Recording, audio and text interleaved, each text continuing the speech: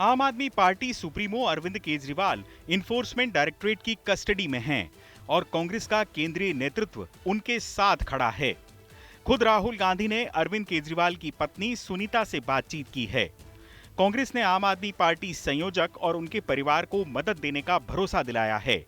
यहां तक कि अदालत में केजरीवाल के केस की देखरेख भी कांग्रेस के वरिष्ठ नेता और ख्यातनाम वकील अभिषेक मनु सिंघवी कर रहे हैं, क्योंकि दोनों पार्टियां अब गठबंधन की साथी हैं। दिल्ली की 7 लोकसभा सीटों पर दोनों पार्टियों का गठबंधन है। लेकिन पंजाब में कांग्रेस के नेता अरविंद केजरीवाल की गिरफ्तारी से खुश नजर आ रहे हैं। लुधियाना से कांग्रेस सांसद रवनीत बिट्टू केजरीवाल को खुलकर सबसे बड़ा ठग बता रहे हैं। उनका कहना है कि केजरीवाल और उनकी पार्टी स्वराज और जन लोकपाल का वादा करके सत्ता में आई, लेकिन अब वो सबसे बड़े ठग बन गए हैं। उन्होंने कहा कि दिल्ली में भ्रष्टाचार का ये मामला तो शुरुआत भर है।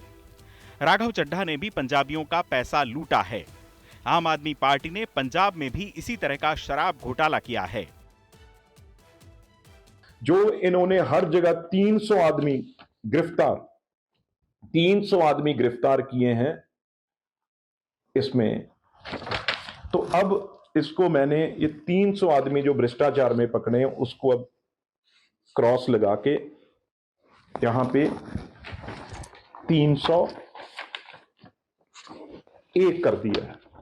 अब मेरी मान साहब से रिक्वेस्ट है भाई ये बोर्ड हर जगह पंजाब में और देश में और हर टीवी चैनल पे ऐड दें भी अब 300 नहीं, अरविंद केजरीवाल जी 301 नंबर पे वो पकड़े गए हैं। सबसे बड़े घोटाले में ये 301 लिखें। और आने वाले दिनों में जब ये केस आगे बढ़ेगा, क्योंकि सेम स्कैंडल उन्होंने लिकर स्कैंडल यहां पे भगवंत मान साहब से और जो कैबिनेट से जहां हमारे चीमा साहब मंत्री थे एक्साइज मिनिस्टर उनसे, तो ये फिगर फिर 301 से 302 हो जाएगी। दरअसल भगवंत मान सरकार ने दावा किया था कि पंजाब में स्वच्छ, पारदर्शी और जवाबदेह शासन देने के लिए उन्होंने भ्रष्टाचार विरोधी हेल्पलाइन शुरू की है और 1 साल के भीतर 300 अधिकारियों को सलाखों के पीछे डाल दिया है। अब रवनीत बिट्टू भगवंत मान से कह रहे हैं कि 301वें नंबर पर केजरीवाल का नाम लिखकर इसके सार्वजनिक होर्डिंग्स लगा दिए जाएं। यानी दिल्ली में कांग्रेस के नेता केजरीवाल के साथ खड़े हैं तो पंजाब के कांग्रेस नेता केजरीवाल को भ्रष्टाचारी बताकर उन पर निशाना साध रहे हैं। कांग्रेस नेता सुखपाल खैरा ने भी केजरीवाल की गिरफ्तारी पर कहा कि जैसा बोओगे वैसा ही काटोगे। खैरा ने एक के बाद एक कई ट्वीट किए। उन्होंने लिखा कि संगरूर में नकली शराब से 16 लोगों की मौत हो गई और भगवंत मान अपने भ्रष्ट सुप्रीमो अरविंद केजरीवाल को बचाने में व्यस्त हैं। क्या भगवंत मान मालवा क्षेत्र के बड़े शराब कारोबारी से उनकी करीबी के कारण चुप हैं, जिस कारोबारी को 200 करोड़ रुपए का एथेनॉल लाइसेंस दिया गया था? एक अन्य ट्वीट में उन्होंने ये भी लिखा कि केजरीवाल द्वारा ईडी के अप्रूवर्स पर सवाल उठाना शर्मनाक दोहरे मापदंड हैं। मनीष सिसोदिया और अरविंद केजरीवाल को कोर्ट द्वारा बेल न मिलना इस बात का प्रमाण है कि वो भ्रष्ट हैं। खैरा ने कहा कि इन नकली क्रांतिकारियों ने पंजाब में अपने राजनीतिक विरोधियों के खिलाफ झूठे आपराधिक मामले दर्ज कराए। वैसे देखा जाए तो केजरीवाल के प्रति रवैये को लेकर कांग्रेस में भी अब कंफ्यूजन दिखाई देता है, क्योंकि केजरीवाल की गिरफ्तारी पर आम आदमी पार्टी ने सड़कों पर संयुक्त विरोध प्रदर्शन का आह्वान किया था, जिसमें शामिल होने में कांग्रेस ने दिलचस्पी नहीं दिखाई है।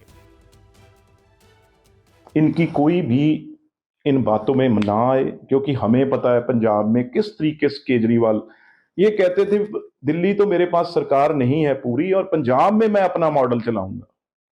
ये पंजाब में जो रियल स्टेट में लूट, जो लिकर में लूट, जो सैंड में लूट और कल ही संगरूर में जो सब इनका वो जो कैपिटल है, जो जहां से शुरू हुआ आम आदमी, 8 आदमी वहां नकली शराब बने से कल ही मरे।